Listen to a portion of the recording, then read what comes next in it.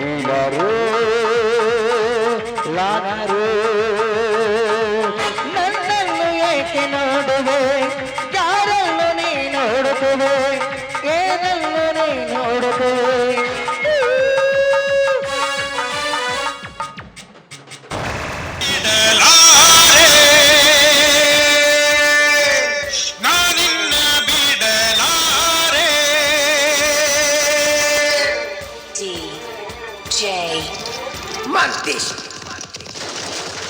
ಹರೆ ಹತ್ತಿ ಉರಿದು ಆಗುಲ್ಕೆ ಬಡಿದು ಈ ಜಗವೇ ಸಿಡಿದು ಬಿಡಲಿ ನಾನಿಲ್ಲದೆ ಈ ಎದೆಯ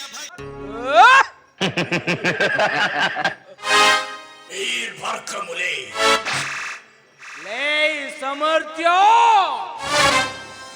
ಹಿಂದೇನಾಗಿದ್ದೆ ಈಗ ಏನಾಗಿದೆ ಈ ನಿನ್ನ ಪರಿಸ್ಥಿತಿ ಗೊತ್ತಾ ಮಗನೇ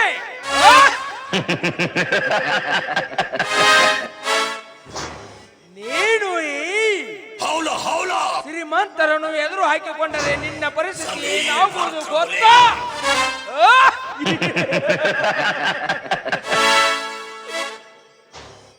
ನಿನ್ನ ಜಲಮದಲ್ಲಿ ನೀನು ನೆನೆಸಿಕೊಳ್ಳಬೇಕು ಮಗನೇ ಇಂಥವರನ್ನು ಏಕೆ ಎದುರು ಹಾಕಿಕೊಂಡೇನೆಂದು ಯಾಕೆಂದರೆ ನಮ್ಮದು ಜಾತಿ ಎಂತದು ಗೊತ್ತಾ ನಾವು ಹುಟ್ಟಿದ್ದೇ ಅಂತ ಕೆಟ್ಟ ನಕ್ಷತ್ರದಲ್ಲಿ ಗೊತ್ತಾ ಸಮರ್ಥ್ಯ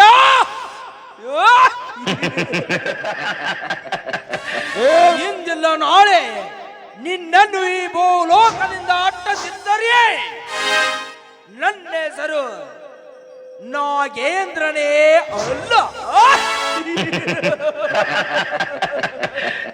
ಲೇ ಸಮರ್ಥ್ಯ ಅಂದು ಕಬಡ್ಡಿ ಪಂಚವನ್ನು ನನಗೆ ಬಿಟ್ಟು ಕೊಟ್ಟಿದರೆ ನಿನಗೆ ಇವತ್ತು ಈ ಗತಿ ಬರ್ತಿರ್ಲಿಲ್ಲ ಮಗನೇ ಲೇ ಸಮರ್ಥ್ಯ ಆ ದೇವರು ಇಡೀ ಜಗತ್ತನ್ನೇ ಸೃಷ್ಟಿ ಮಾಡಿರಬಹುದು ಆದರೆ ಈ ಸೃಷ್ಟಿಯ ಮುಂದೆ ಏನು ನಡೆಯುವುದಿಲ್ಲ ಹೇ ನಾಗೇಂದ್ರ ಈ ಗೌಡ ಕಣ್ಣಿಟ್ಟರೆ ಅದನ್ನು ಕರಗಿಸದೆ ಬಿಡಲಾರ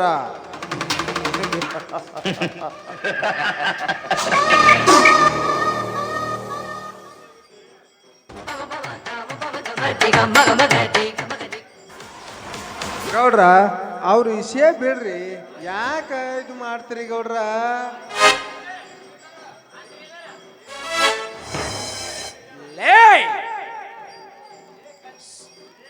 ಲೇ ಕಂತ್ರಿ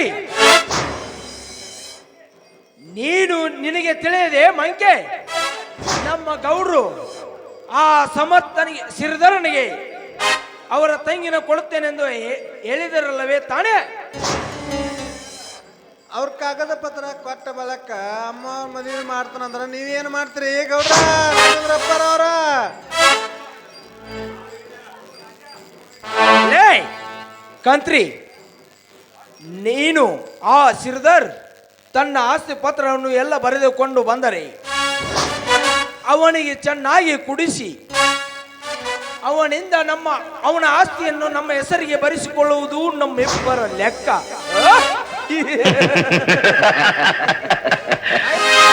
ಗೊತ್ತು ತಾನೇ ಆಯ್ತ್ರಿ ನಗೇಂದ್ರವ್ರ ನಾ ಇರುದ ನಿಮ್ಮ ಸೇವಾಕ್ರಿ ಗೌಡ್ರ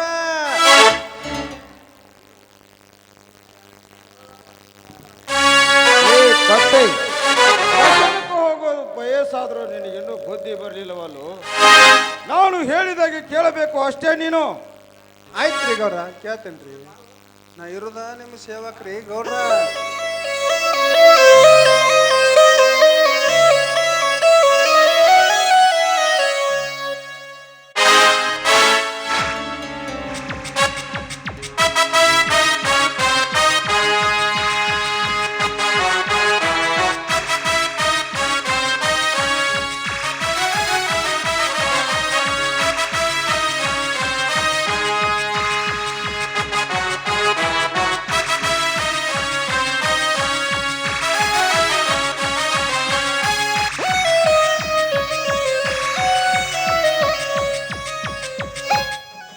ನಮಸ್ಕಾರ ಭಾವಿ ಮಾವಂದ್ರಿಗೆ. ಬೆಂಕಿ ಹಚ್ಚು ನಿನ್ನ ನಮಸ್ಕಾರಕ್ಕೆ. ಮೊದಲು ಹೇಳು, ನಾನು ಹೇಳಿದ ಕೆಲಸ ಏನು ಮಾಡಿದೆ? ನೀವು ನನಗೆ ತಿಳಿಸಿ ಹೇಳುವುದಕ್ಕೆ ನಾನೇನು ಹಸಿಗೂಸಲ್ಲ. ಒಂದೇ ಕ್ಷಣದಲ್ಲಿ ನನ್ನ ಅಣ್ಣ ಅತ್ತಿಗೆಯರ ಹುಟ್ಟು ಬಟ್ಟೆ ಸಹಿತ ಕಸೆದುಕೊಂಡು ಅವರನ್ನು ಮನೆಯಿಂದ ಆಚೆ ಹಾಕಿದೆ. ಲೇ ಸಿರ್ದರ್, ಅವರನ್ನು ಹಂಗೆ ಹೊರಗೆ ಹಾಕಿದೆಯೋ ಅಥವಾ ಏನಾದರೂ ಕೊಟ್ಟು ಕಳಿಸಿದೆಯೋ? ಅವರನ್ನು ಹಾಗೆ ಕಳಿಸಿಲ್ಲ ನಾಗೇಂದ್ರ. ಹುಟ್ಟು ಬಟ್ಟೆ ಸಹಿತ ಕಸೆದುಕೊಂಡು ಮೈ ಮೇಲಿರುವ ಆಭರಣವನ್ನು ಬೆಚ್ಚಿ ಇಟ್ಟಿಸಿಕೊಂಡು ಕೈಯಲ್ಲಿ ನಾಯಿ ತಿನ್ನುವ ತಟ್ಟೆ ಕೊಟ್ಟು ನನ್ನ ಕೈಯಾರೆ ನಾನೇ ಭಿಕ್ಷೆ ಹಾಕಿ ಕಳಿಸಿರುವೆ. ಮೆಚ್ಚಿದೆ ಸಿರ್ದಾರ್, ಮೆಚ್ಚಿದೆ.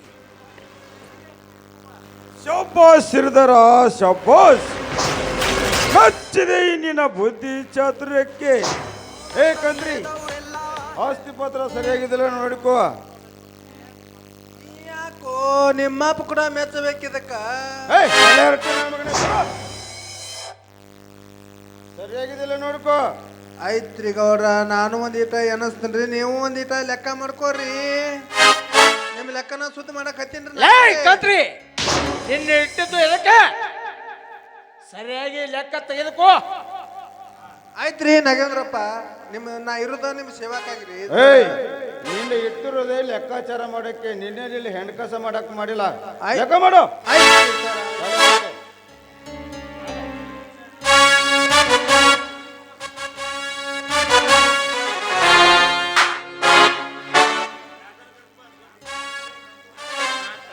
ಲೇ ಕಂತ್ರಿ, ಇದೇ ಸಂತೋಷದಲ್ಲಿ ಏನಾದರೂ ಇದೆಯೋ ಇಲ್ಲೋ? ಇದೇ ನಾಗೇಂದ್ರ, ಇದೇ ಸಂತೋಷ ಸಭೆಯಲ್ಲಿ ಪಾರ್ಟಿ ಏರ್ಪಾಡು ಮಾಡಿದ್ದೀನಿ. ಸರ್ ಕೂಡ ಹೇಳಿದ್ದೀರಿ, ಹಾಡಿ ಕುಣಿಸೋಣ. ದೌಲತ್ತಲ್ಲಿ ಮೆರೆದವರೆಲ್ಲ ಹಿಸ್ಟ್ರಿಲಿ. ಕಂತ್ರಿ, ಹಾ ಸೇರಿದಾರ, ನೀನು ಒಳಗಡೆ ಹೋಗಿ ರೆಸ್ಟ್ ತೆಗೆದುಕೋ. ಹೇ ಕಂತ್ರಿ, ಈ ಸಿರಿಧರನಿಗೆ ಏನು ಬೇಕು ಇನ್ನೂ ಅಷ್ಟು ಹೆಂಡ ಕಂಡ ಬೇಕಾದ್ರೆ ತಂದು ಕೊಡು, ಹೋಗು. ಆಯ್ತ್ರಿ ಗೌಡ್ರ, ಅದನ್ನ ವ್ಯವಸ್ಥೆ ಮಾಡಕತ್ತೀನಿ ನೋಡ್ರಿ ಗೌಡ್ರ.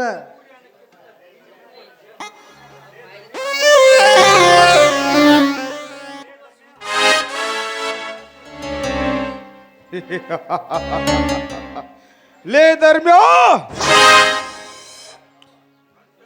ಈ ನಿನ್ನ ಜೀವನ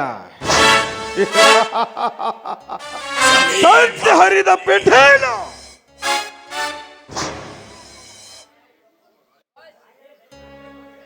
ಈ ಧರ್ಮದ ಮುಂದೆ ಕರ್ಮದ ಮುಂದೆ ಧರ್ಮದಾಟ ಏನೂ ನಡೆಯುವುದಿಲ್ಲ.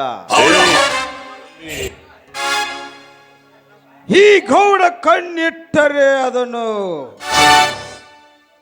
ಪಡ್ಕೊಳ್ಳಾರ್ದೆ ಬಿಡುವುದಿಲ್ಲ.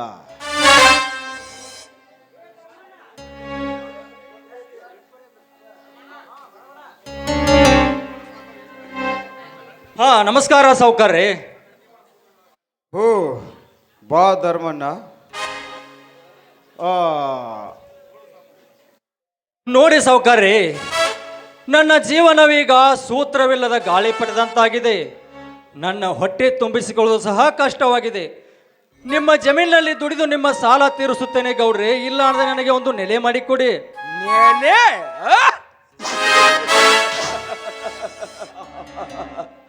ಎಲ್ಲಿಂದ ಬರಬೇಕು ನೆಲೆ?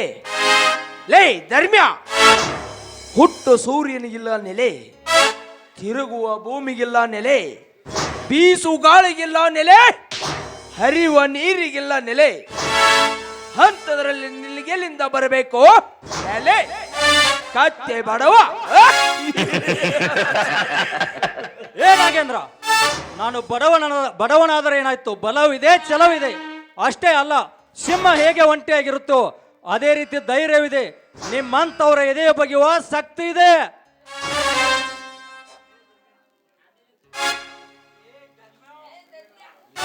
ಧರ್ಮ್ಯ, ನಿನಗೊಂದು ತುತ್ತು ಕೂಳು ಬೇಕಾದರೂ ಕೇಳು ಕೊಡುತ್ತೇನೆ.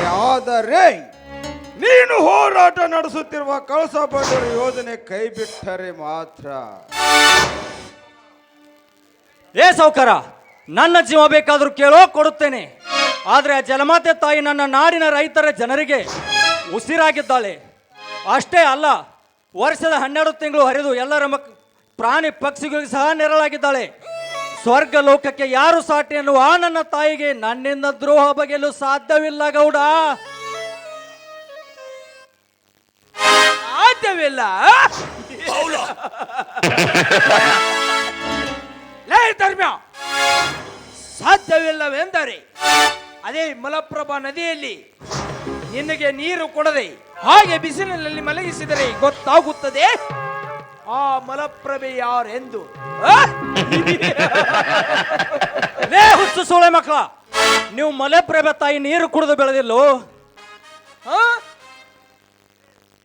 ಎಲ್ಲೋ ಹುಟ್ಟಿ ಎಲ್ಲೋ ಬೆಳೆದು ಎಲ್ಲೋ ಹರಿದು ಎಲ್ಲರ ಮುಖದಲ್ಲಿ ಕಳೆ ತರುತ್ತಾಳೆಯಾ ನನ್ನ ಮಲೆಪ್ರಭೆ ತಾಯಿ.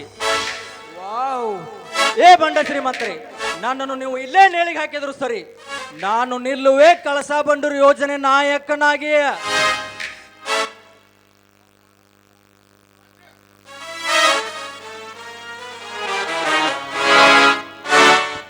ನೋಡ್ಪ ಧರ್ಮನ ನೋಡು, ಮಾಡಾಕ ಬಂದಿದ್ನಿ 3 ದಿನದ ಸಂತ್ಯಾಗ ಕುಡಿಯತಿ 108 ಚಿಂತೆ. ನೀ ಸತ್ತ ಬಳಕ ಇಡ್ತಾರ ಒಂದೇ ರಾತ್ರಿ.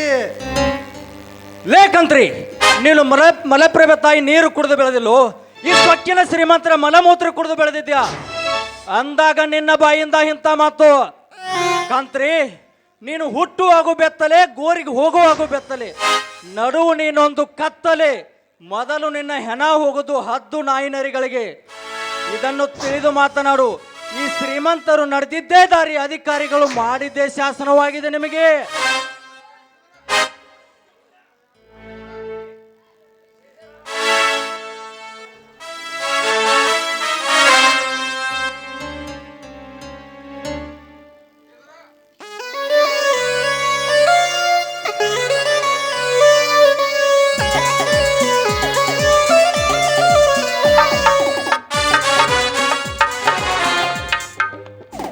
ಹೌದು ಹೌದು ಧರ್ಮಣ್ಣ, ಶ್ರೀಮಂತರು ನಡೆದಿದ್ದೇ ದಾರಿ, ಅಧಿಕಾರಿಗಳು ಮಾಡಿದೇ ಶಾಸನ.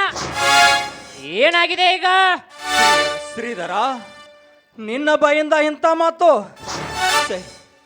ಇಂಥ ಮೂರ್ಖರ ಜೊತೆ ಸೇರಿ ನನ್ನ ಚಿನ್ನದಂಥ ಸಂಸಾರವನ್ನೇ ಒಡುಕು ಮಾಡಿದೆ.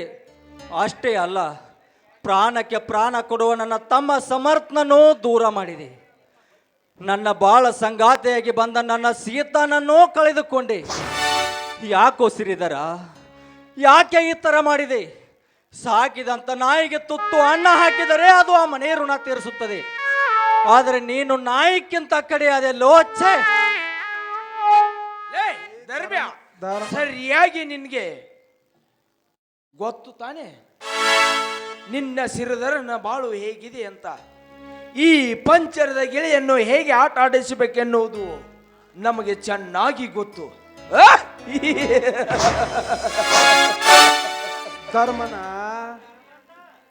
ಧರ್ಮಣ್ಣ, ಹಕ್ಕಿಯಂಗ ಚಿಕ್ಕಿ ಅರ್ಸಾಕ ಹೋದಂದ್ರ ನೀ ಮ್ಯಾಲಿಂದ ತಿಳಿದು ಬೀಳುದು ಗ್ಯಾರಂಟಿ ನೋತಮ್ಮ. ಏಯ್, ಯಾರು ಸತ್ತರೇನು, ಯಾರು ಬದುಕಿದರೇನು? ಸತ್ತ ಹೋದ ನಿನ್ನ ಬದುಕು ಮತ್ತೆ ಬರೋದು ಇಲ್ಲ, ಅದನ್ನು ಯೋಚಿಸಲೂ ಬೇಡ.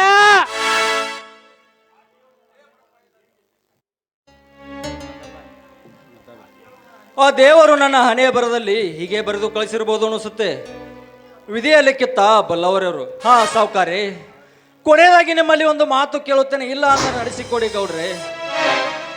ಹೇಳು ಧರ್ಮಣ್ಣ, ಈ ನಿನ್ನ ಕಷ್ಟವನ್ನು ನೋಡಿ ಕರುಣೆ ತೋರಿ ಕಣ್ಣೀರಿಡಬೇಕಾ? ಇಲ್ಲ ನಿನ್ನ ಅತಿಥಿ ಸತ್ಕಾರ ಮಾಡಿ ಮಂಚದ ಮೇಲೆ ಕುಂಡಿಸಿ ಸನ್ಮಾನ ಮಾಡಬೇಕಾ? ಅಷ್ಟೊಂದು ದೊಡ್ಡ ಉಪಕಾರ ಬೇಡ ಸಾವುಕಾರಿ. ಈ ನನ್ನ ತಮ್ಮ ಶ್ರೀಧರ್ ನಾನು ಮೊದಲಿನ ತರ ಮಾಡಿಕೊಡಿ ಸಾವುಕಾರೇ, ನಿಮ್ಮ ಕಾಲಿಗೆ ಬೀಳುತ್ತೇನೆ.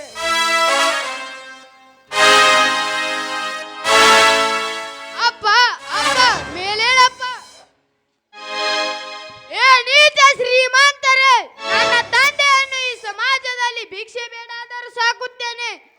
ನಿಮ್ಮ ಹಂಗು ನಮಗೇನು ಬೇಡ. ಬಾರಪ್ಪ, ಯಾವುದಾದರೂ ಒಂದು ದೇವಸ್ಥಾನದಲ್ಲಿ ವಾಸ ಮಾಡೋಣ.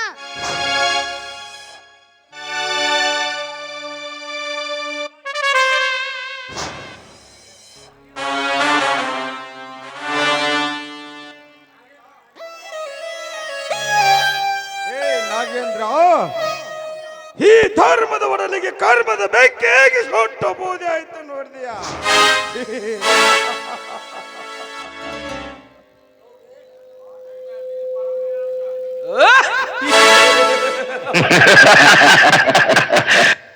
ಗೌಡ್ರೆ, ಆ ಧರ್ಮನ ಈಗ ಆ ಧರ್ಮ ಬೀದಿ ಪಾಲಾಗುವುದು ಖಚಿತ. ಅದು ನಿಮಗೂ ಗೊತ್ತು, ನನಗೂ ಗೊತ್ತು. ಗೌಡ್ರ, ಅದು ಧರ್ಮನ್ ಗೌಡ್ರ, ನಾಳೆ ಅವ ಸತ್ಯದ ಸುತ್ತಿನ ಪೇಪರ್ದಾಗ ಬರ್ತೈತ್ರಿ ಗೌಡ್ರ. ನೀ ಎಲ್ಲಿ ವಿಚಾರ ಮಾಡಕತ್ತೀರಿ ಅದನ್ನ? ನಡ್ರಿ ಹೋಗೋನು. ಅಲ್ಲೇ ಇರಟ್ಟೆ ನಡೆ.